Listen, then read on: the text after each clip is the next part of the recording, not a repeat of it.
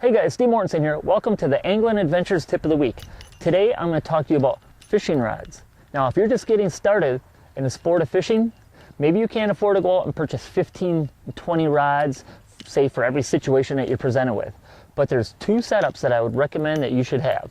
First, you're going to want to get yourself a nice 7-foot medium action bait casting rod and partner it up with a 6:3:1 gear ratio bait casting reel, and you're going to want to spool on there anywhere say from 10 to 16 pound Seagar, either fluorocarbon or monofilament line. Okay, now this rod right here is by Rhapsody Rods. This is actually called a hot rod. This one is called the One. This one will cover basically anything from jigs to spinner baits and even plastics. Okay, then you're going to want to get yourself a nice 6.5 foot spinning rod and put on there a nice quality spinning reel, and you're going to want to spool on there, I would say 10 to 12 pound Seagar monofilament line. Okay, with these two rods, this is going to cover basically everything that you need, especially if you're on a budget. Okay, now let's talk about the bait casting reel.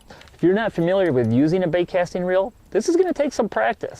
The first thing you're going to want to do is make sure that your tension knob is set correctly. Right next to the handle, there's this little dial on here, and that's your tension knob. Okay, first thing you want to do, I'm going to assume that you never casted a bait casting reel before, is you're going to want to tighten this all the way down. Then you're going to want to reel your lure all the way up to the tip of the rod. Okay, once your lure is at the tip of the rod, you're going to want to push the button and then start to back off the reel, and back off on the tension knob. And just as the line starts to fall, and that lure just starts to fall really slowly, that's where you're going to want to have it set, especially at the beginning if you're just getting started.